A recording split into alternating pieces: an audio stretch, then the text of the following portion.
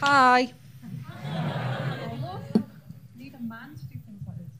I saw my private parts for the first time the other week. It was a huge mistake. I had no idea they looked like that. They're a fucking mess. They reminded me of those warning pictures on cigarette packets, you know, those horrible diseases. It's no wonder, now I've seen it, that no one wants to put their meat and 2 veg anywhere near it. In fact, I reckon if someone put their meat and 2 veg inside it, it could come out as a casserole with extra gravy. So I know that's horrible. That's not true. That's a joke. So it's true to say that I don't have a porno fanny. It's more like a spaghetti western. So everything's just fucked. It's no wonder my parents are dead. No, it's okay. At least now I'll never have to show them how to use an iPad. And they hated me anyway, so they're probably glad to be dead just to get away from me. My mum hated me. She really hated me. She never got me any presents when I was growing up. She used to get me some Just Brazils every Christmas because I had a nut allergy. She used to like watching me eat the nuts and swelling up. She used to piss herself laughing. It's the only time I ever felt loved. So I used to say, Mummy, Mummy, please put some nuts in my mouth, just to make her laugh and give me some love. And I found, as I'm older, that this works with men as well. But it's probably best not to even start, because once you do, they expect it all the time. They only love you for a couple of minutes, and you just have to do more and more bad stuff. So my mum hated me. She was always telling me how ugly I was. She said, you've got a face not even a mother could love.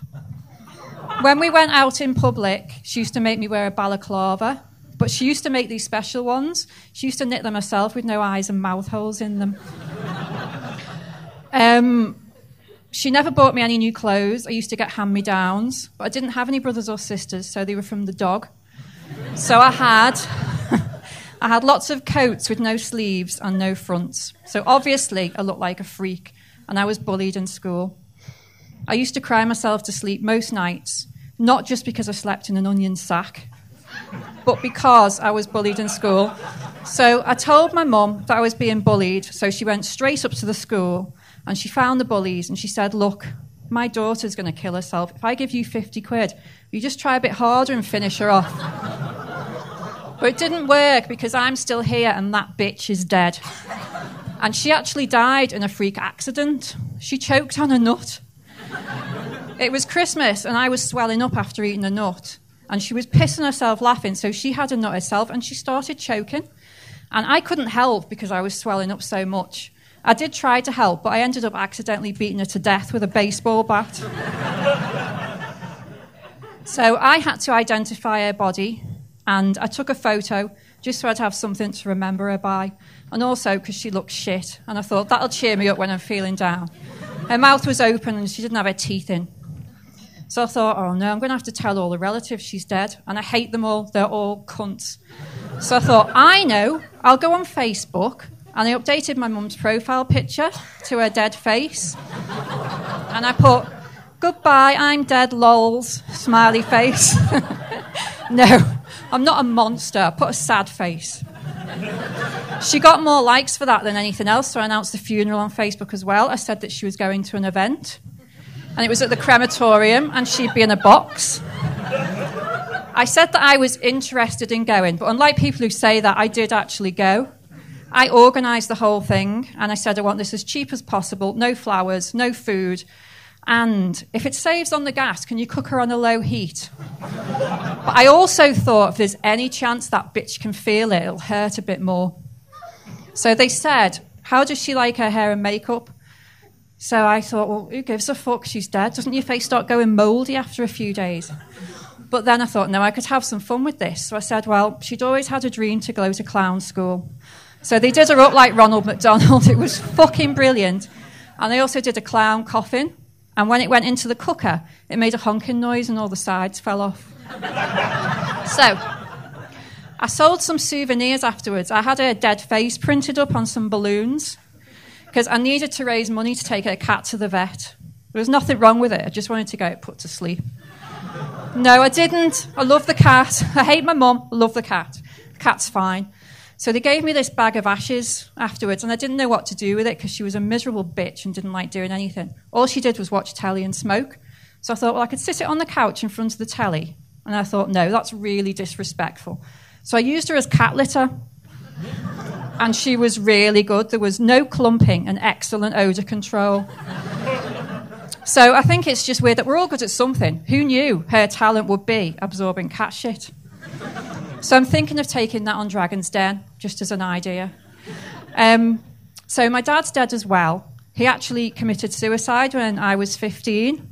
Like most people left behind after suicide, I blame myself, but this actually was my fault because I rejected him sexually.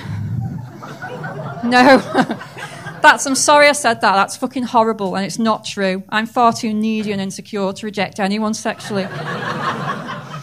Had this really awful boyfriend at the time. He used to just cover me with spunk. I used to go home like an old Pritt stick, slightly tacky, with bits of hair stuck in me. So obviously, I wasn't rejecting anyone.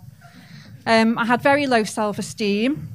There was this girl in school, though, and she had loads of self-esteem, and she got hit by a bus. So I don't see what's great about self-esteem. She was just like one of those pigeons squashed on the road. But she did have the two things I really wanted: high self-esteem and then to be hit by a bus. I'd love to be hit by a bus.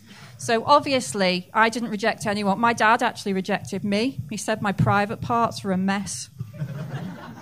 So he actually killed himself just after his birthday. And I asked him what he wanted for his birthday. And he said, can I have a noose, some whiskey and some painkillers? If only I bought him that, he'd still be here today. Because instead, I bought him some novelty bubble bath.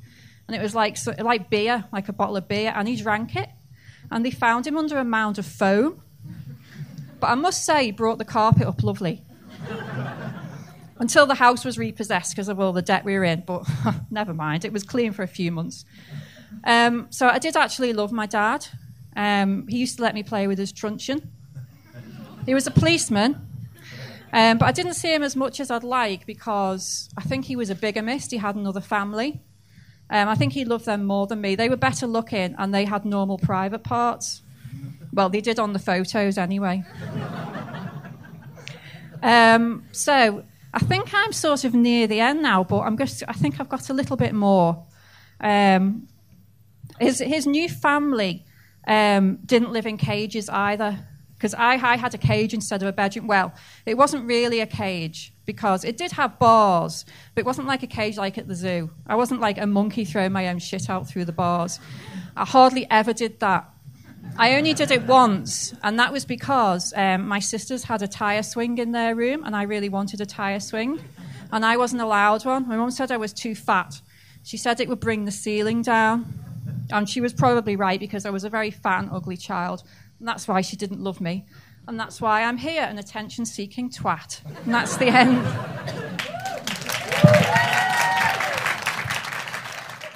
Ha ha ha!